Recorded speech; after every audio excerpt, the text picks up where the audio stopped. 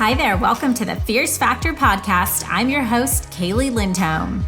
And I think it's time for us women to shift the conversation in business and step into our feminine leadership to do the most iconic work the aesthetic industry has ever seen. Each week, I'll be bringing a powerful dose of strategy, sarcasm, solutions, and sass that will rev up your creativity and ignite your brilliance as you link arms with me along our shared path of personal and professional growth in 20 minutes or less. Let's go. Hello, leader. Welcome back to the Fierce Factor podcast. It's Kaeli here, and you are tuning in to episode number 260. Let me begin by giving a huge welcome to our founding Fierce Factor Society members. We had our first mastermind call last week, and it was incredible. We talked about 5 critical mindset shifts we need to make as a leader to build a high-performing team. Here's what I know. The past 6 months have been challenging for many aesthetic and wellness business owners. And this next 6 months are going to be uncertain and impermanent, but businesses built on strong foundations will prevail. And truth be told, a strong foundation is the catalyst for business success, team success, founder success, and ultimately financial success, because a strong foundation is the key to building a sellable business that attracts the highest value buyer. I remember when I started my business 9.5 years ago, I couldn't imagine that I'd build something that anyone would want to buy. In fact, I didn't think I'd ever want to sell my business. But an interesting thing happens when you start building a team and your company grows legs, this idea of scaling, where you gain traction without the investment of more of your own time. It's freaking exhilarating. I'm not going to lie. You start watching your bank account grow and sales come in every day, whether you're working or not. And let's be honest here, not everyone accomplishes this. To get to that point, it takes tremendous grit, grind, blood, sweat, tears, a lot of tears, questioning yourself, questioning everything, your plans going completely wrong, people disappointing you, investments that produce zero return, hours upon hours of missing out on fun, loss of relationships, the list goes on. So you can imagine how attractive buying a business, which has already been set up for success, could be to someone who can literally plug in a few efficiencies and sit back and collect the Benjamins. That is why companies and individuals buy businesses, to capitalize on already developed infrastructure and human capital to complement or supplement their existing ecosystem, which is really the point of our chat for today. I want to have some dialogue with you about one of the biggest conversations happening in our industry right now, private equity. This conversation is so big, in fact, that almost every single one of our Pop Leadership Academy members have received a call or multiple calls from private equity investors offering to evaluate and make offers on their businesses. And the irony of this PE activity in aesthetics is that I don't think that many aesthetic practice owners truly understand how to best position themselves to have an empowered and educated conversation with someone offering to invest into or purchase their business. In fact, I don't think most business owners really understand what makes a business attractive to a buyer, because unless you started your company with a sales strategy in mind in the first place, why the heck would you? So this is a conversation we have a lot in our academy, and I actually made a recent post on Instagram engaging founders in this conversation, asking the question, is private equity helping or hurting our industry? I asked, is bigger always better? And how can self-funded startups compete? And let me tell you, the DMs blew up. And here's the truth. We're all having this discussion in a way that, I don't know, kind of makes med spa founders appear powerless to big, bad private equity. But I don't believe this is the case at all. Like any external circumstance we are all facing, economic fluctuations, socio-political uncertainties, AI advancements. Remember the good old pandemic we have long forgotten about 5 years ago? We can always control our responses to uncontrollable circumstances. And I happen to believe that we can use just about any situation to our own advantage advantage, including private equity cash flow activity. So my goal in this next 20 minutes is to give you some very matter-of-fact knowledge about private equity and to share some of my own perspective on the topic, share a bit about how I'm personally interacting with private equity and advising our clients at KLC through the process. I'm going to give a straight to the point breakdown covering the following parts.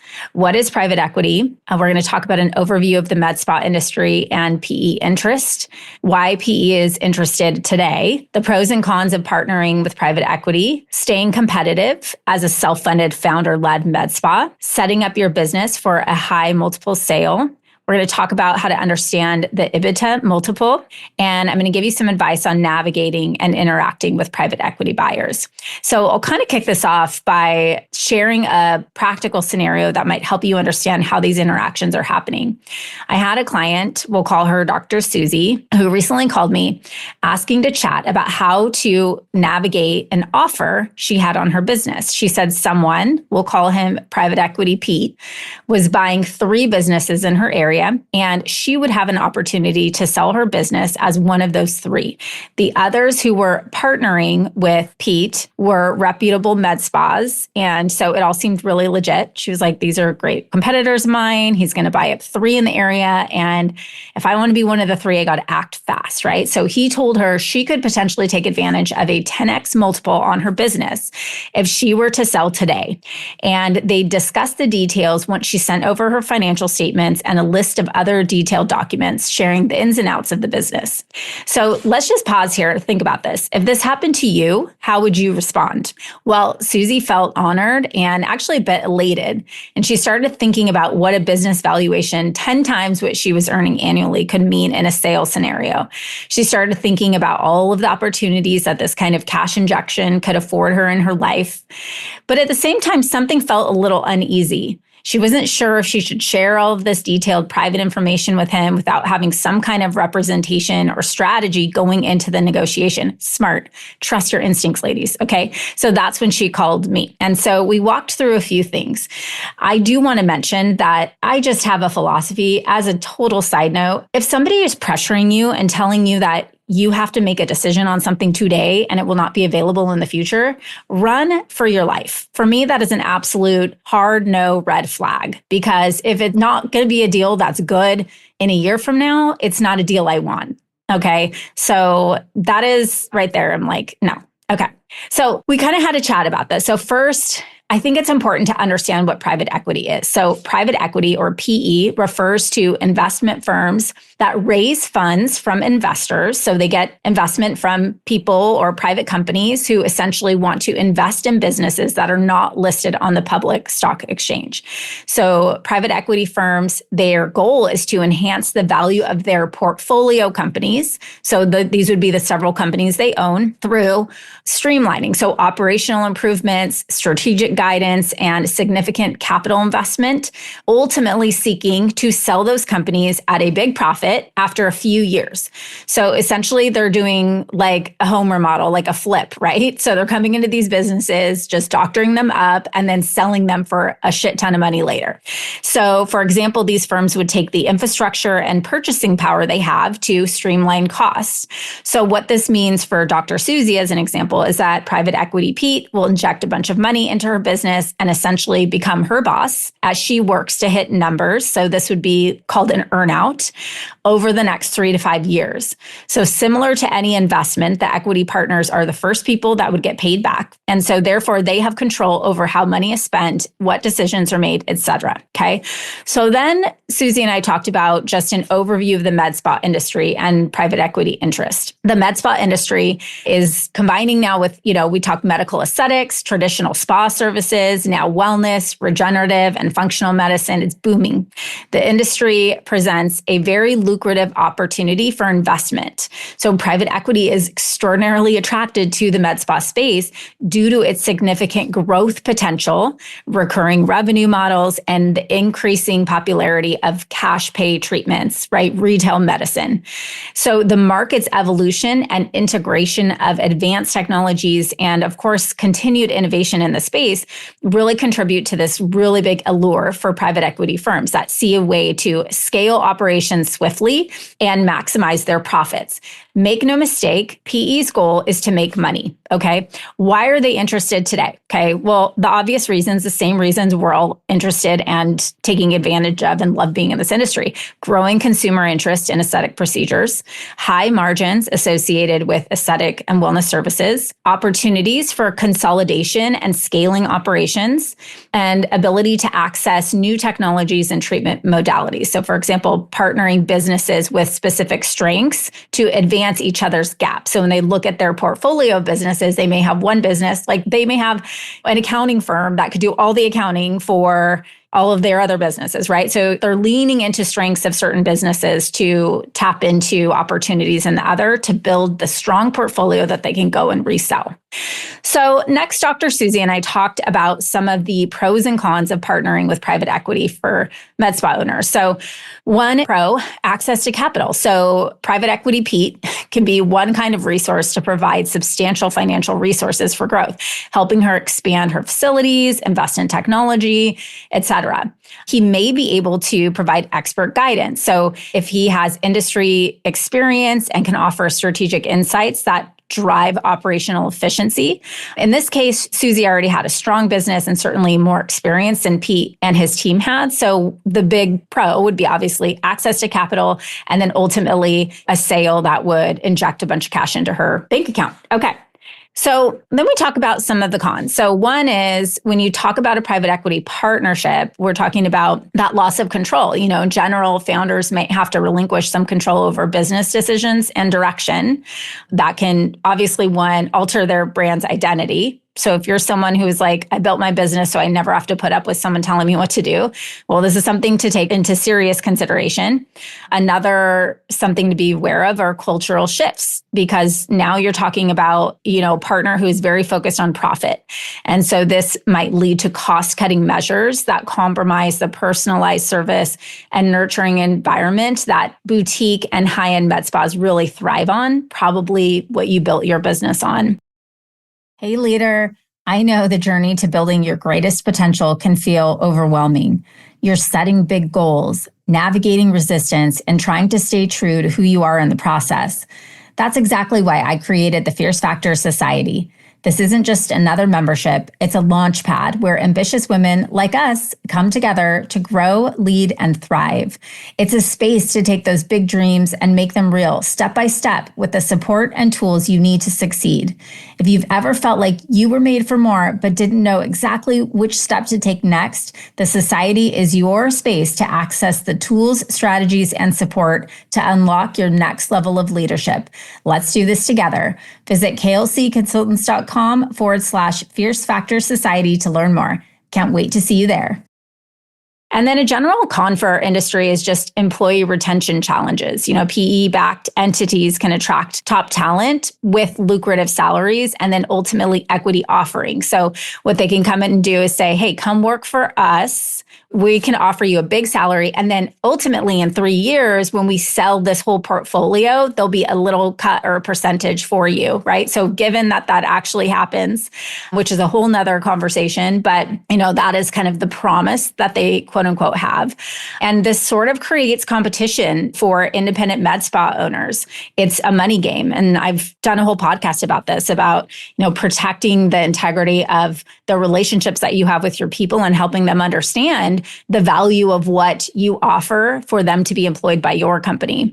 So when your competitors are all getting injected with private equity funding, you know, how do you stay competitive as a self-led or independently funded founder-led med spa? So here's how to maintain competitiveness in a PE-dominated market. And this is part of the conversation that I had with Dr. Susie as well. I think that and if you are an independent med spa owner, you should leverage your unique advantage. Number one, personalized service. So you could highlight that this individualized care and attention that clients receive in a founder-led setting. So ladies, stop giving an infomercial, by the way, for your BBL device and start talking about your story, why you started your business, who you serve, what kind of results your patients experience, and how that makes them feel, right? People do business with brands because of the story of what built them, right? They connect emotionally, and that's how you develop trust. And ultimately, every transaction in human history is all built on an exchange of trust. So this is so important. Number 2 is investing in employee development. So you can foster career growth through ongoing training and mentorship programs. You can personally mentor and develop humans. And this, ladies, is what creates A players and employee loyalty and retention. And then consider the idea of this work-life balance, right? Offering flexibility and non-financial perks that contribute to an enjoyable workplace culture. Because you know my philosophy, if your team members are happy and empowered, they go above and beyond and create a sanctuary where your patients feel special and want to come back and want to spend their money with you, right? So then Susie and I chatted about what it takes to set your business up for a high multiple sale. So this is one of my favorite things to talk about because I want you to think about the housing market. So let's, for example, imagine someone came and knocked on your door and said, I want to buy your house. This actually happened to me recently. Someone wrote a note and said, someone's interested in buying your house. What would you like to sell it for? Is it even for sale? Okay. So do you think the next question they would say, send me all of the information about your house, the history of the repairs, the upgrades, the details about your appliances, the light fixtures and the decor, and then I'll tell you what your house is worth? Of course not. You'd say, sure, I'll sell my house, but it's worth whatever I decide to sell it for. And I'll wait until I find someone who is willing to pay that price. Okay. It's like any investment you make. It's all about the perception of value. Think about walking into a secondhand store. I remember going vintage shopping in LA for my 25th birthday. Actually, it was so fun. I went with a few girlfriends up to Hollywood. We had brunch at the Chateau Marmont, and actually happened to be on the day of the Oscars. So we sat and had some mimosas and we watched the movie stars getting picked up in their limos. It was such an epic birthday. But afterward, we went vintage shopping in West Hollywood. And I remember items, some 50, 75 years old, random clothing, right? Not even some special brand. It was literally higher priced than any brand new model of the same exact thing because it had been worn or owned previously by someone noteworthy. And people were willing to pay premium prices because of the charm and authenticity of these pre-owned items. So those items were worth whatever somebody was willing to pay for them. It was just about finding the right buyer. The same goes for our business, ladies. Someone who knocks on your door trying to buy your business should not be the one telling you what it's worth. Essentially, they can tell you what they are willing to pay, but only you decide the value of your business. Don't forget that.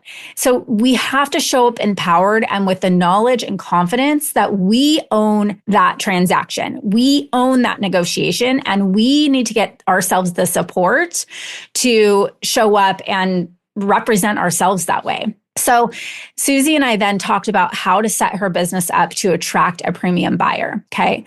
To maximize your business's appeal to potential buyers, including private equity Pete, you want to consider these things. Strong financials. So that means starting today, ladies, maintaining clean, transparent financial records that showcase profitability. I recommend a minimum 30 to 45% profit margin if you want to sell at the highest multiple. And honestly, if you want to sell a business, if it's even worth the sale for you. And if you are not there, get some coaching, get some advice, get some support. There needs to be some strategic intentionality around your business model and how you are staffing and building the infrastructure of your business to create profitability in your business. That is leadership non-negotiable, okay?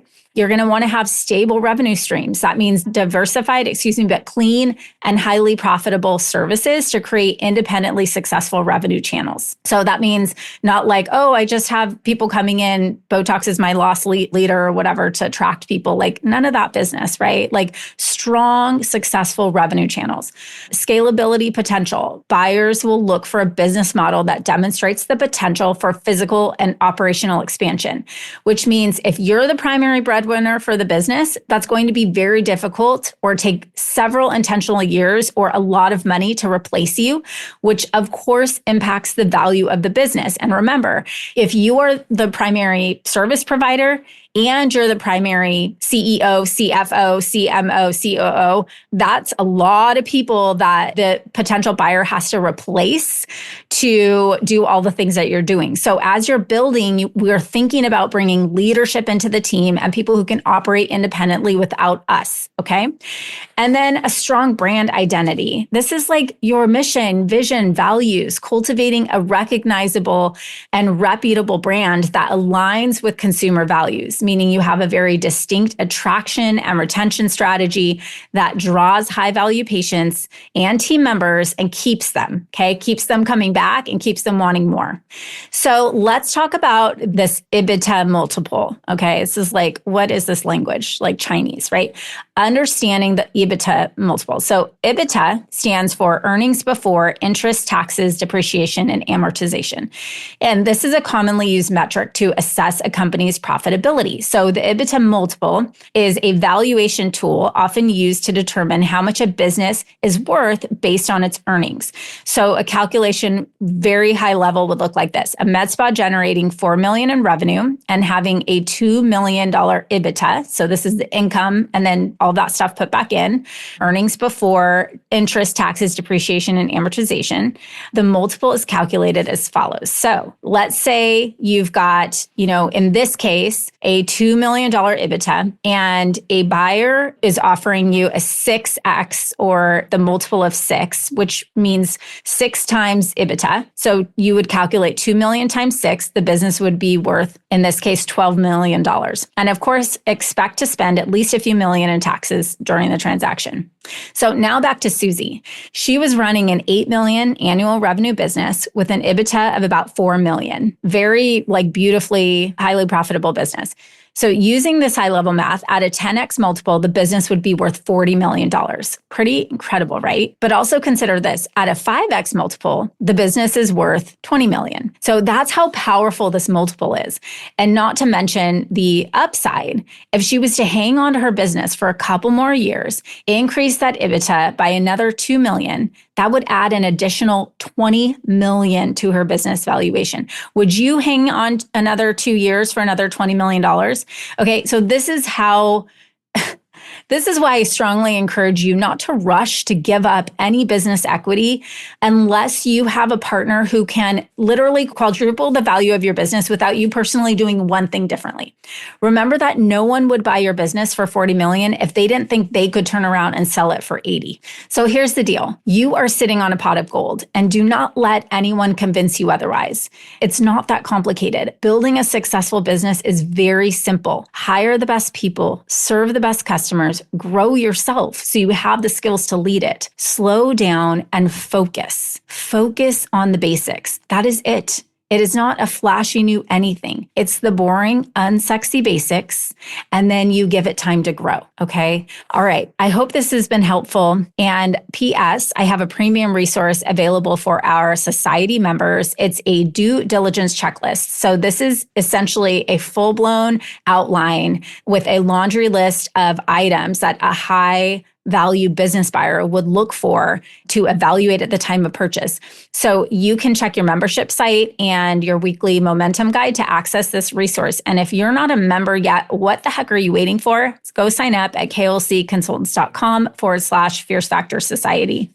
And last thing I want to note here, if you're not anywhere close to the point of wanting to sell your business, our academy is designed to help you build a plug and play business that is a joy to show up to every day because it's built on a strong foundation that will lend itself to high profit margins, clean systems, and operational excellence. And that kind of business will stimulate a bidding war when you are ready to exit. The work starts now, not when you're ready. And ask anybody who's at that point where they're like, well, I'm ready to retire and I guess I need to stick it out another 5 years because I am the bottleneck in my business, right? And we're seeing this all over the place as, the PE comes in, they're like, just kidding. I've looked under the hood and I don't have any interest in taking over this sort of situation that's happening here. You are in control, okay? It's all about what you choose to do as a leader and how you choose to build your business. All right, leader, thank you for tuning in today. I hope this was helpful. I will see you same place, same time next week. Listen, leader, if you're vibing with me here, hang tight because I have a brand new resource for you. You are a successful, confident, powerful woman who just isn't into being average. No, you have a calling, and part of that calling is requiring you to level up. And I know that if you're working across the next $1 million milestone in your business, you need to be in the right circles.